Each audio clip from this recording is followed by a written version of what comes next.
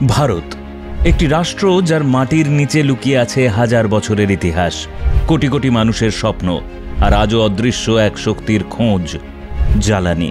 আর এই জ্বালানি যদি হয় আমাদের নিজেদের মাটির, তাহলে ভারতের গল্পটা বদলে যেতে বাধ্য। আমরা যে ভারতবর্ষে বাস করি সেটা আজ বিশ্বের তৃতীয় বৃহত্তম তেল ব্যবহারকারী দেশ। প্রতিদিন প্রায় 50 লাখ ব্যারেল তেল খরচ হয় এই দেশে। কিন্তু জানেন কি, তার মধ্যে 88% আমদানি করতে হয়। এর পেছনে আমরা প্রতি বছর খরচ করি প্রায় $200 বিলিয়ন, অর্থাৎ 16 লক্ষ কোটি টাকারও বেশি। এই টাকাটা কোথায় যায়?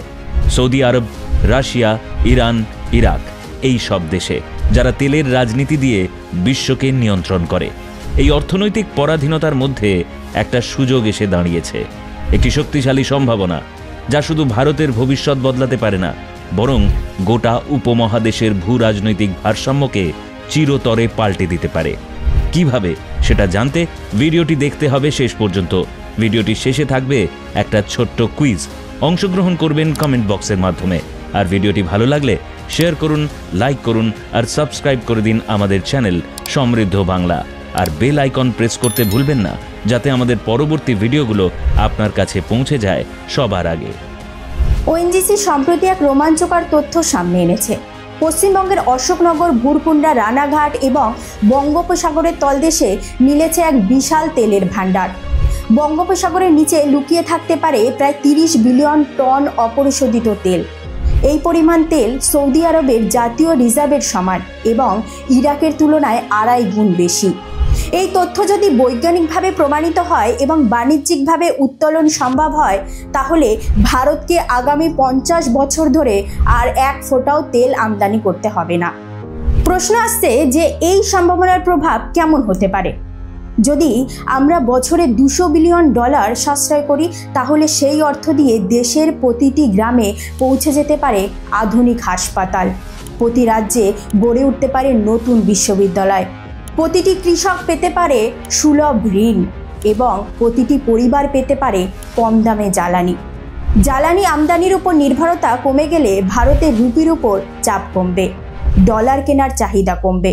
এর ফলে রুপি শক্তিশালী হবে, দেশের বৈদেশিক বাণিজ্যে ঘাটতি কমবে।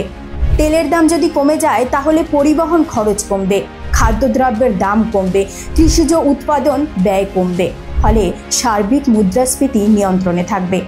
আর এতে শুধু ধনীরা নয়, উপকৃত হবে মধ্যবিত্ত ও দরিদ্ররাও। চাকরির দিকটাও গুরুত্বপূর্ণ। এই তেল উত্তোলন, পরিশোধন, বিতরণ এবং রপ্তানির প্রক্রিয়ায় প্রত্যক্ষ পরোক্ষভাবে লক্ষ লক্ষ মানুষের কর্মসংস্থান হবে। জিওলজিস্ট, ইঞ্জিনিয়ার, লেবার, পরিবহন কর্মী, নিরাপত্তারক্ষী, প্রত্যেক স্তরেই তৈরি হবে কাজের সুযোগ। কিন্তু এই স্বপ্ন বাস্তবায়ন করতে গেলে দরকার রয়েছে প্রশাসনিক সদিচ্ছা। বর্তমানে পশ্চিমবঙ্গ প্রশাসন এই প্রকল্পের জন্য ওএনজিসিকে চূড়ান্ত অনুমতি দেয়নি। জমি অধিগ্রহণ আটকে আছে, পরিবেশ সংক্রান্ত ছাড়পত্র এখনও মেলেনি, এমনকি স্থানীয় রাজনৈতিক দ্বন্দ্বের কারণেও প্রকল্প স্থগিত হয়ে আছে। অপরদিকে এত গভীর সমুদ্রের নিচ থেকে তেল উত্তোলন করা সহজ কাজ নয়। এর জন্য দরকার আন্তর্জাতিক মানের সাবমেরিন ডিলিং প্রযুক্তি, গভীর সমুদ্র প্ল্যাটফর্ম, হেলিকপ্টার ভিত্তিক লজিস্টিক সাপোর্ট এবং নির্বিচার অর্থ যোগান। এর জন্য ভারতকে বিদেশি বিনিয়োগ আনতে হবে, তবে সেই বিনিয়োগ যেন দেশের নিয়ন্ত্রণের বাইরে না যায় তা নিশ্চিত করাটাও জরুরি। এখানেই প্রশ্ন উঠে আসে, এই সম্পদের মালিকানা কি কেবল সরকারের থাকবে, নাকি স্থানীয় মানুষ, কৃষক, শ্রমিক, যাদের মাটির নিচে এই তেল, তারা তার ন্যায্য অংশ পাবে? দেশের ইতিহাসে একাধিকবার দেখা গেছে প্রাকৃতিক সম্পদ উন্নয়নের নামে বড় কর্পোরেটদের হাতে গেছে, আর স্থানীয় মানুষ পড়েছে উচ্ছেদ আর দারিদ্র্যের মুখে। এই প্রশ্নের উত্তর দিতে হবে এখনই, কারণ ইতিহাস প্রমাণ করেছে যারা সময় মতো কাজ করেছে তারাই এগিয়ে গেছে। আজ সৌদি আরব, কাতার, সংযুক্ত আরব আমিরাত, তাদের আজকের যে জৌলুস তৈরি হয়েছে শুধুমাত্র প্রাকৃতিক সম্পদের সদ্ব্যবহারে। ভারত কি পারবে সেই পথ অনুসরণ করতে? চলুন এবার একটা অন্যরকম চিত্র ভাবি। ভারত যদি সত্যি তেল রপ্তানিকারক হয়ে যায়, তাহলে আমাদের আন্তর্জাতিক রাজনৈতিক অবস্থানই বদলে যাবে।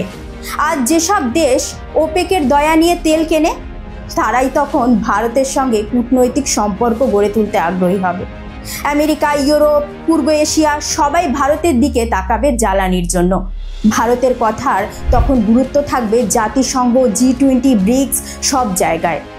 চীন বর্তমানে নিজস্ব তেল উৎপাদনে আত্মনির্ভর হয়ে উঠেছে। আমেরিকা সেল গ্যাস বিপ্লব ঘটিয়ে আজ একটি শক্তিশালী দেশে পরিণত হয়েছে। ভারত যদি নিজের সম্পদ নিজে ব্যবহার করতে পারে তাহলে কোনো দেশই তাকে অবজ্ঞা করতে পারবে না। এখানে আরেকটি বিষয় গুরুত্বপূর্ণ হলো জ্বালানি নিরাপত্তা। আজকের দিনে দাঁড়িয়ে সাইবার হ্যাকিং, যুদ্ধ, নিষেধাজ্ঞা সবকিছুই বিশ্বব্যাপী জ্বালানি সরবরাহে প্রভাব ফেলে। যদি আমরা নিজেদের মাটির নিচে আমাদের চাহিদার যোগান দিতে পারি তাহলে আন্তর্জাতিক অস্থিরতা আমাদের জ্বালানি নিরাপত্তাকে আর প্রভাবিত করতে পারবে না। এই সম্ভাবনা পশ্চিমবঙ্গের জন্য এক দারুণ সুযোগ।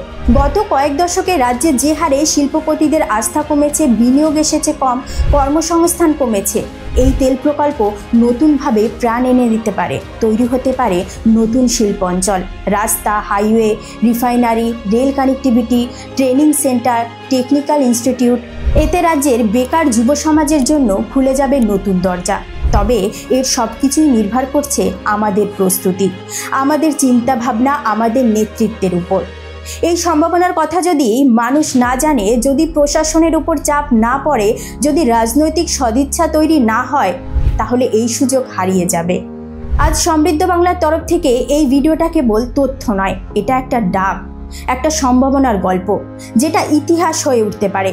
যদি আমরা সবাই চাই তাহলে আমরা একটা নতুন ভারত গড়ে তুলতে পারি, একটা শক্তিশালী, প্রগতিশীল ভারত, সত্যিকারের আত্মনির্ভর ভারত। আপনি, আমরা সবাই এই পরিবর্তনের অংশ হতে পারি। তাই এখনই সিদ্ধান্ত নিন। আপনার মত জানিয়ে দিন কমেন্টে। কুইজের আগে ভিডিওটা শেয়ার করুন যেন সবাই জানতে পারে এই আশ্চর্য সম্ভাবনার কথা, এবং সমৃদ্ধ বাংলা চ্যানেলটি সাবস্ক্রাইব করে আমাদের পাশে থাকুন। প্রেস করে দিন বেল আইকন যাতে আমরা সবাই এই সম্ভাবনার দিকে একসাথে এগিয়ে যেতে পারি। এই যে সুবর্ণ সুযোগ, এটা একবার গেলে আর ফিরে আসে না। ইতিহাস লেখা কিন্তু এখনই শুরু হচ্ছে। আপনি কি তার সাক্ষী থাকবেন? ভারত তার মোট তেলের কত শতাংশ আমদানি করে? Option A 50%, option B 75%, option C 88%। বঙ্গোপসাগরের নিচে প্রস্তাবিত তেলের মজুদ কত টন হতে পারে বলে মনে করা হচ্ছে? Option A 10 billion ton, option B 30 billion ton, option C 50 billion ton. এই বিশাল তেল রিজার্ভ যদি উত্তোলনযোগ্য হয় তাহলে ভারত কত বছর তেল আমদানি ছাড়াই চলতে পারবে? অপশন এ 20 বছর, অপশন বি 50 বছর, অপশন সি 100 বছর। ভারত প্রতি বছর তেল আমদানির জন্য প্রায় কত ডলার ব্যয় করে? Option A 100 billion dollar, option B 200 billion dollar, option C 300 billion dollar. তেল উত্তোলন বাস্তবায়নে নিচের কোনটি একটি প্রধান চ্যালেঞ্জ? অপশন এ বিদেশি পর্যটকদের আগমন, অপশন বি গভীর সমুদ্রে ফিশিং ইন্ডাস্ট্রি, অপশন সি পরিবেশগত ছাড়পত্র এবং জমি অধিগ্রহণ।